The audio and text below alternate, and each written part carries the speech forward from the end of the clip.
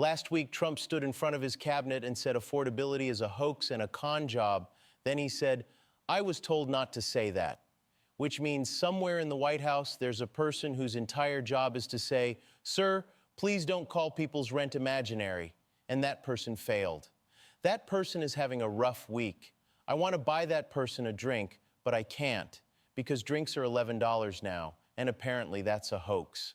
I mean, think about that moment. The cabinet meeting, cameras rolling, everyone sitting around that big table with their leather folders and their fixed smiles, and the president just goes for it, just says the thing they definitely 100% told him not to say. You know, there was a prep meeting. You know, someone stood up with a PowerPoint and said, sir, 89% of Americans say affordability is their top concern. Maybe we don't call it fake? And he nodded. He probably said, good point, good point. And then he walked into that room and said it anyway. I'm obsessed with this staffer, this person who tried, who gave it their best shot, who probably has a degree from a good school and a mortgage they can't afford, and a group text with their friends that just says, did he just, yep. I picture this person at their desk right now, updating their LinkedIn, drinking an $11 coffee they can't afford because, according to their boss, it's a hoax. That coffee doesn't exist. It's a con job. The barista is in on it. And look, this isn't some off-the-cuff remark at a rally. This is a cabinet meeting. This is supposed to be the serious room, the room where you talk about budgets and infrastructure and whether we're going to war. Instead, we're getting, your bills are fake. I was told not to say that, but here we are. It's like if your doctor walked in and said, your cholesterol is a scam. I was advised not to mention that, but I'm a maverick. So let's talk about this hoax. Let's talk about what affordability actually looks like right now, in December of 2025, in the real world where most of us live. If you want to buy a house, you need to make $131,000 a year. 5 years ago, you needed $65,000. It doubled. The cost of entry to home ownership doubled in 5 years. 75% of homes on the market right now are unaffordable for a typical household. 3 out of 4. That's not a hoax, that's math, that's Zillow. That's every person under 40 you know who's still renting and has quietly given up on ever owning anything with a yard. Electricity bills are up 13% this year, 13%, and they're projected to go up another 18% next year. You know where that projection comes from? The Trump administration. His own people put out that number. So the hoax filed a government report. The hoax has data. The hoax is using Excel. Coffee prices went up 40% in September. 40%. Coffee. The thing that gets you through the morning. The thing that costs more than gas in some places now. I'm not talking about some fancy oat milk situation with foam art. I'm talking about a regular cup of coffee. It's now a luxury good. It's in the same category as caviar or reasonable health care. And tariffs. The tariffs added about $2,000 a year to the average household's costs. $2,000. That's not a policy debate. That's a bill. That's your kids' braces. That's a vacation you didn't take. That's the difference between we're doing okay and we're doing the math in the grocery store aisle to see if we can afford chicken. So if this is a con job, who's running it? My landlord? My electric company? The guy at the gas station who doesn't even make eye contact anymore because he knows? The hoax is very well organized. The hoax has investors. The hoax is sending me monthly statements.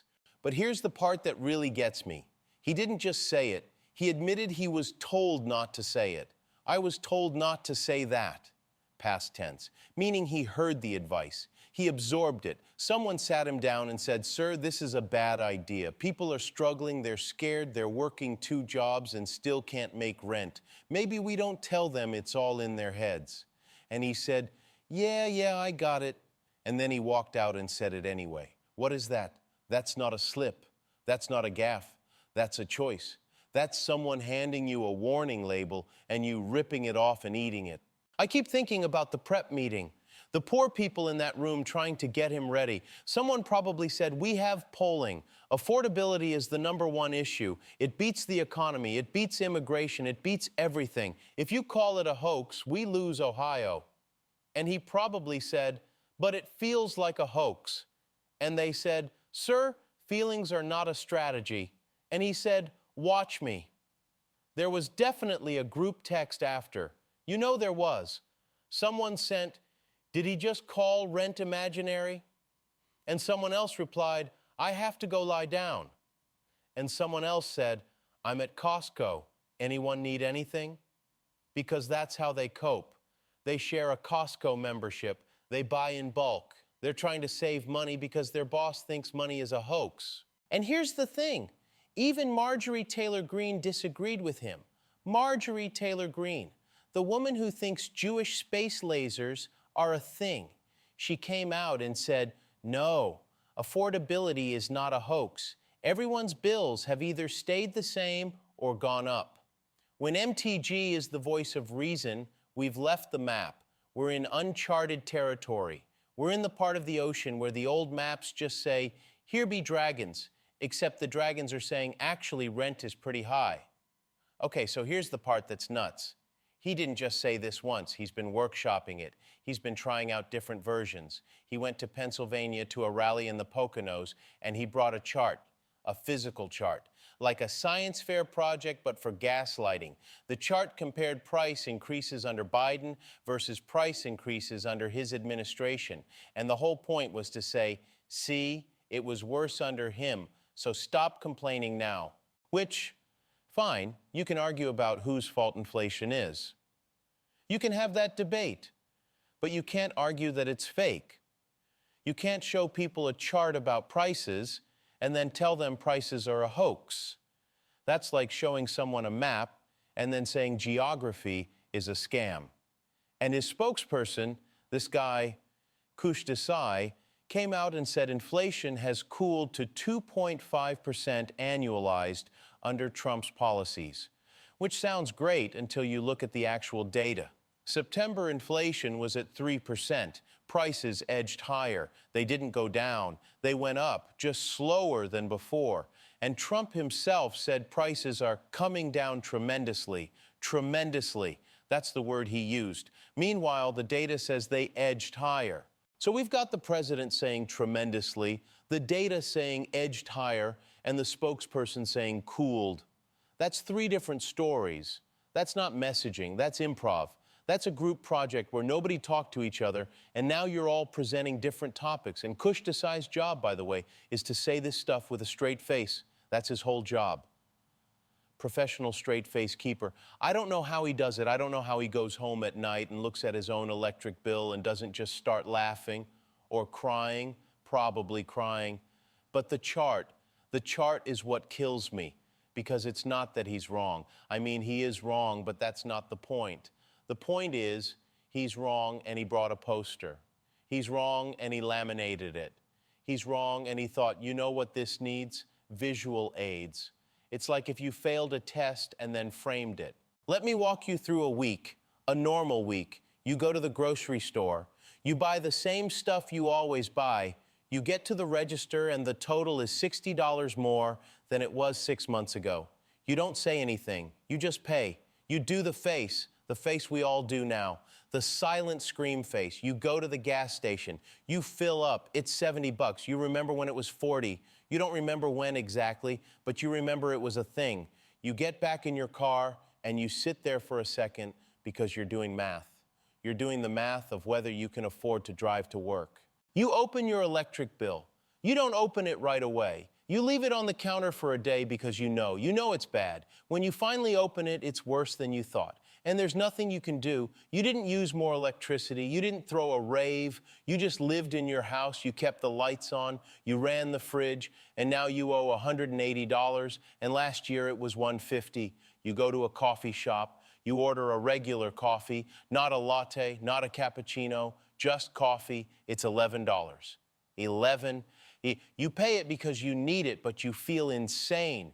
You feel like you're in a prank show. You look around for the cameras. You think, this is it. This is the hoax. The hoax is happening right now, and it's happening to me, and the barista is very committed to the bit.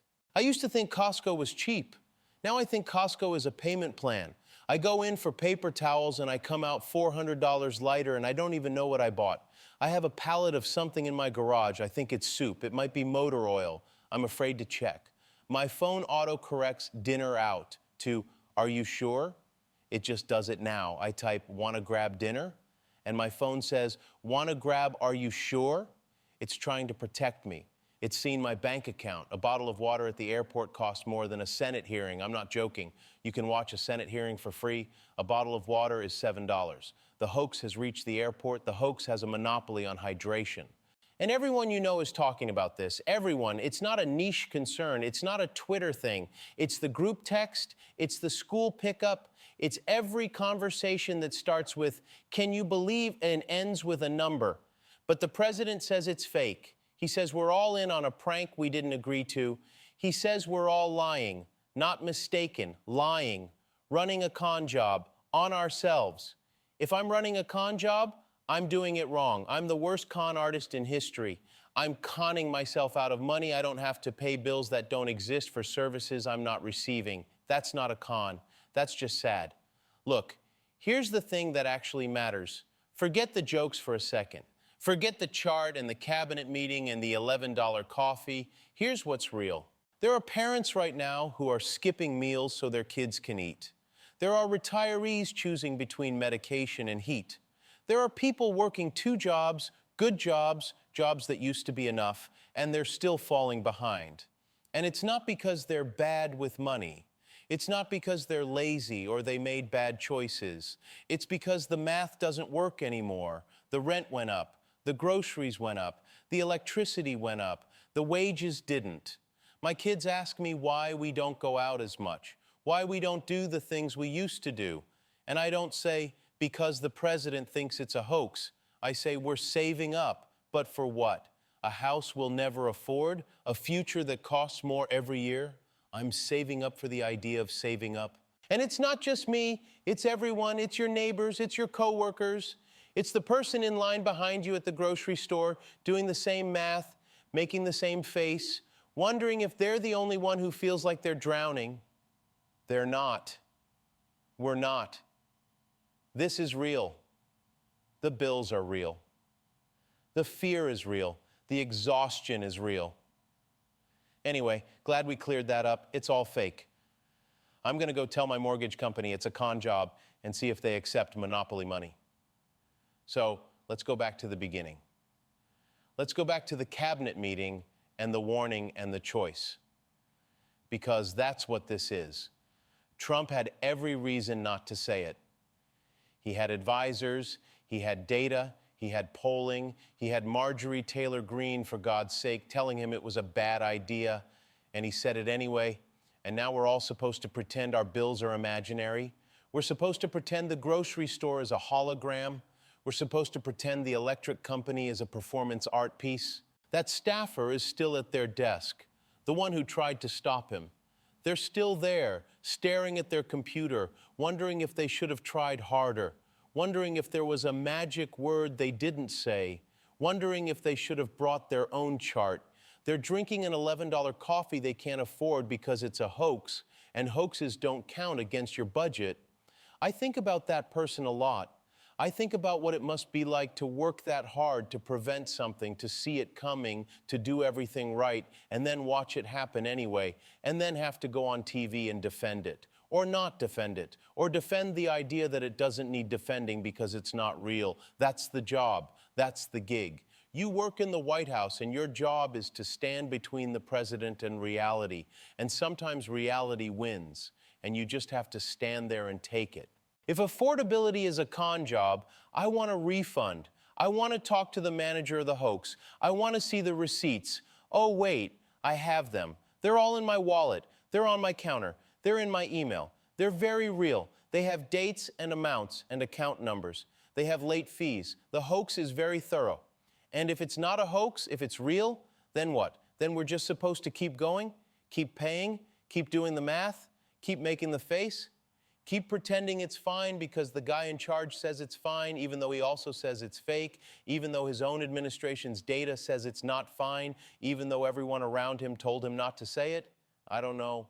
I don't have an answer. I just have the bills. and the chart he brought to Pennsylvania, and the image of that staffer sitting at their desk wondering if they should have tried one more time. Anyway, we'll see. Maybe next week he'll call gravity a hoax and we can all just float away from this.